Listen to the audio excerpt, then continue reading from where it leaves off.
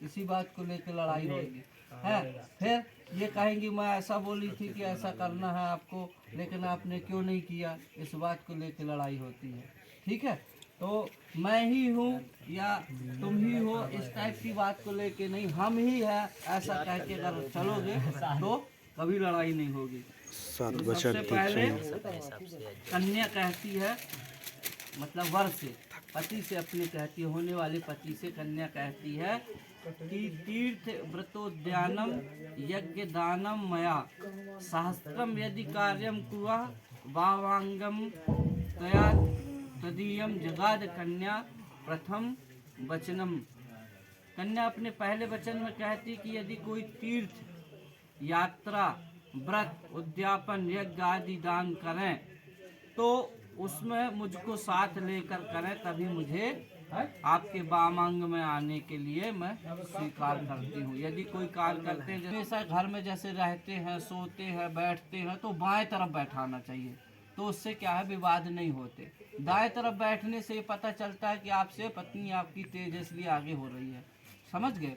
वामांग मतलब पीछे वाला भाग, क्योंकि दाहिना हाथ अपना चलता है, बाएं हाथ बहुत कम लोगों के चलते हैं, तो हिंदुओं में दाहिना हाथ ही बताया गया। बाएं हाथ से अपन गलत कर्म करते हैं, शौच क्रियाएँ करते हैं, इसलिए उसको उपयुक्त नहीं मानते।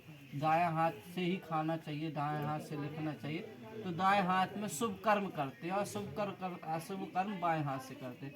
तो बाकी टाइम बाएं हाथ तरफ बैठाओ, उनको कहीं घुमाने ले जाना, बाएं तरफ लेके चलो, तो उसमें क्या रहेगा, आपका मन में शांति रहेगी, किसी प्रकार का मन में कोताहुल नहीं होगा, वाद विवाद नहीं होगा और आपस में सामंजस्य रहेगा। तो ये तो पहला वचन मांग ली। अब दूसरे वचन में, तो ये पहला वचन आपसे कन्या ने मांगा तो आपने दे दिया, थोड़ी सी चावल आप भगवान की तरफ छोड़ दो। दूसरे वचन में कन्या कहती है कि हव्र प्रदानेन रमनान पितृकव्यम प्रदानेन पूज्यतः वामांगी मयायामं तदा तदी जगाद कन्या वचनम च द्वितीयकम। दूसरे वचन में कन्या कहती है कि देवताओं के लिए कोई दान करना हो या पितरों के लिए कोई कव्य कार्य करना हो तो उस समय भी हमको अपने साथ लेके करना, तभी मैं आपके वामांग में आने के लिए तैयार हूँ। फिर आपने ये भी वचन उसको भी कोई धार्मिक कार्य करेंगे या पितर वगैरह मिलौनी करेंगे तो उसमें भी आपसे दूसरा।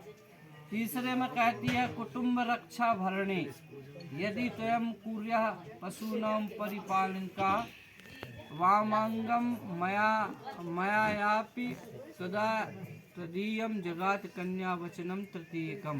तीसरे वचन में कन्या कहती है कि परिवार में और गाय इत्यादि सभी पशुओं का पालन पोषण मेरे अधीन रखकर करना, मतलब परिवार वालों का, जैसे आप हमने कमाया और चुपचाप पिताजी को दे दिया, तो आप जो भी कार्य करना है तो इसको साथ लेके करना, बता के करना, मैं इस पिताजी को करना चाहता हूँ। गाय बैल इत्यादि जो भी आप रखते हैं तो उनकी भी जो सेवा में धन खर्च होता है या उसके व्यवस्था में जो कार्य होता है तो उसमें भी उनको साथ लेके करना। तो अगर ऐसा आप वचन देते हैं तो वो आपके वामांग में आने के लिए तैयार है। चौथे वचन में कन्या कहती है कि आय व्यय धान्य धनादि पृष्ठवा निवेशे च ग्रहे निर्दया वामांगई मयामी तदा तदीद जगाद कन्या वचनम चतुर्थकम।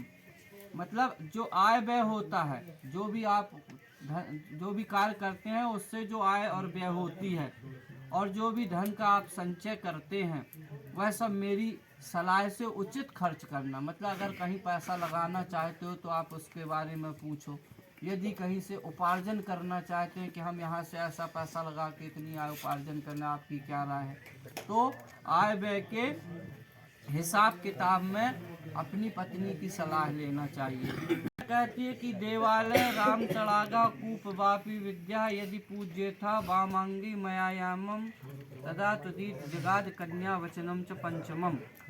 पंचवें वचन में कन्या कहती है कि यदि आप मंदिर बाग तालाब कुआं बावली इत्यादि बनावें और यदि उनमें किसी प्रकार के देव की प्राण प्रतिष्ठा पूजा आदि करावें तो उस कर्मों में भी मुझे अपने साथ रखना।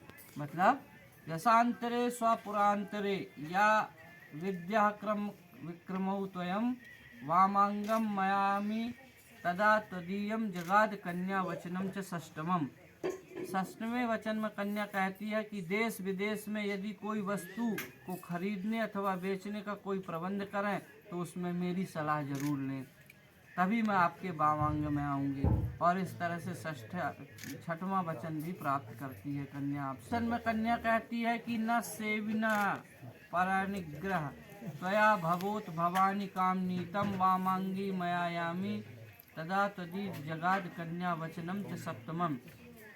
सातवें वचन में कन्या कहती है कि दूसरी स्त्री कितनी भी सुंदर क्यों न हो, लेकिन आप उसका सेवन कभी नहीं करेंगे। यदि आप ऐसा मेरे को वचन देते हैं तो मैं आपके वामांग में आने के लिए तैयार हूँ। और इस तरह से इसको प्रदान करते हैं। छोड़ दूँ, आप भी मेरे को कुछ वचन दीजिए ताकि हमारा जो रथ है वो बराबर चलता रहे। जैसे रथ के दो पहिए होते हैं, दोनों समान चलते हैं, तो उसी तरह वर भी 5 वचन मांगता है। क्या पहला वचन मांगता है? मदीयम चित्तानुगंतम चित्तम सदा माध्याता परिपालना पतिव्रता धर्म परायणम कुर्या सदा सर्वमित्तम प्रयत्नम। मतलब पति कहता है कि मम चित्तानुगंतम, मतलब मेरे चित्त के अनुसार अपना चित्त रखना। यदि मैं गुस्से में हूँ तो उस समय तुम शांत हो जाना, यदि मैं प्रसन्न हूँ तो तुम उस समय प्रसन्न रहना। तो मेरे चित्त के अनुसार, मेरा जैसा चित्त होगा, हृदय होगा, उसी के तरह उसके अनुकूल आपको चलना पड़ेगा। और यदि आप मेरे चित्त के अनुकूल चलेंगी, मेरी सदा आज्ञा को मानेंगी, तो मैं आपको पतिव्रता धर्म पत्नी के रूप में अपने पास आपको स्थान प्रदान करता हूँ। तो इस तरह से दूसरे वचन में वर कहता है कन्या से क्रीड़ा शरीरम संस्कारम समाज उत्सव दर्शनम हास्यम पर ग्रहे यानम तजेत प्रोसिकम भर्तका। मतलब जहाँ पर खेल होता हो और समाज के जो कार्यक्रम होते हों, दूसरों के घर इत्यादि, बिना मेरे से मर्जी लिए नहीं जाना है ना। अभी आप आज खेलती कूदती रहे, खेल कार्यक्रम है, सामाजिक कार्यक्रम है, या संस्कार के कोई कार्यक्रम है, या अपने घर जाना हो है, तो या कुछ और भी कार्यक्रम में भाग लेना हो, तो बिना मेरी आज्ञा के आप उसमें नहीं ले सकते। अगर तुम मेरी आज्ञा लेकर इन सब कामों को करने के लिए तैयार हो तो मैं तुम्हें अपने अर्धांगिनी के रूप में वामांग में स्थान देने के लिए तैयार हूँ। इस तरह से ये कन्या वर कहता कन्या से कि उद्यमाने माध्यपाने चराज गहे पिता ग्रहे ममाज्ञा बिना न गंतव्यम पतिव्रत परायण है। कि हे प्रिय, उद्याने माध्यपाने, उद्यान में मतलब जहाँ पार्क होता है आज की भाषा में, माध्यपाने जहाँ शराब का स्थान होता है, जहाँ मदिरा बिकती है, राजद्वारे, राजद्वारे मतलब न्यायालय, आज अब तो राजा रह नहीं गए तो राजद्वारे न्यायालय का रूप हो गया, पिता ग्रह और पिता के घर, मम आज्ञा बिना गंतव्यम पतिव्रत परायणी, पतिव्रता नारी को अपने पति की बिना आज्ञा लिए हुए इन 4-5 स्थानों पर नहीं जाना चाहिए। कौन कौन से? पार्क में, शराब खाने में, और न्यायालय में, और पिता के घर। अपने पति से बिना पूछे इन स्थानों पर नहीं जाना चाहिए। यदि आप ऐसा मेरा कहना मानती हो तो मैं आपको अपनी अर्धांगिनी बनाना चाहता हूँ, छोड़ दीजिए। चौथा वचन कहता है वर कन्या से त्वचितम मम चिते वचः वाच्यम लोप्ते व्रतम सर्वदेवम हृदय स्थले वरायननी। कि हे प्रिय, यदि मेरे चित्त के अनुकूल अपना चित्त रखोगी और मेरी आज्ञा से मेरी आज्ञा को अपनी आज्ञा मानोगी और मेरे व्रत को अपना व्रत मानोगी, तो मैं हमेशा तुम्हें अपने हृदय में स्थान दूंगा। तो इस तरह से कन्या प्रसन्न होकर के चौथा वर भी मम तुष्टस्य कर्तव्यः बंधुनाम भक्ति धरातः मम आज्ञा पालने पतिव्रत परायणे। हे वर कहता है वधू से कि हे प्रिय, जो मेरे बंधु हैं और भाई हैं उनका सादर पालन पोषण करो, और जैसा मैं उनको रखता था ठीक उसी प्रकार से तुमको भी उन्हें रखना है।